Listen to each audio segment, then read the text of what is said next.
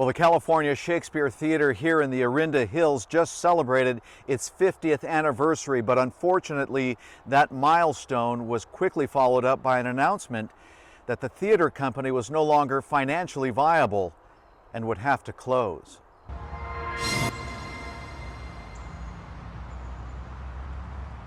Take good care of yourself, all right?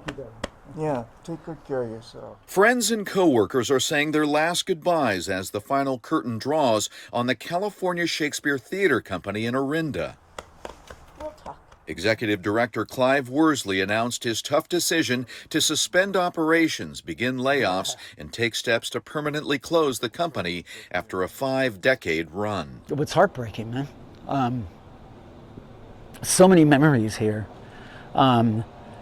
It's awfully difficult to lay off a group of people that you have a great deal of love and respect for. It's difficult to say goodbye to this place as an old friend and as an artistic home, and a vocational home, obviously. And it's also frustrating. Clive sent an email to the CalShakes community citing an insurmountable financial impasse as the reason for the closure. Increasing costs, declining support from major donors, and shrinking box office sales that can be traced back to the pandemic have come together to spell doom for this company. There is not enough contributed revenue to sustain a business plan like nonprofit theater, and that is not unique to CalShakes. That's happening to the entire industry.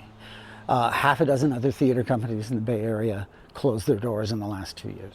CalShakes used to fill the Bruns Amphitheater, a scenic open-air venue reminiscent of the Globe Theatre in London. It's where professional actors like Jim Carpenter came to bring Shakespearean characters like Richard II to life. I've done a lot of work up here. Jim came back to the stage one last time to remember what it was like performing live theater in the great outdoors.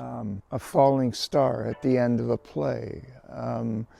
Cows mooing on the hill while you're reciting Shakespeare, or turkeys going. He says he's grieving the loss of the theater and for the actors like him who are losing their jobs. Some of them signed farewell messages on the wrap now covering the stage. Adieu, be vigilant, I beseech you. That's a Shakespeare quote. I think theater, all of the arts, has the power to change minds and change hearts, to make us understand each other better, to make us better human beings. And it does grieve me that there is less of it now.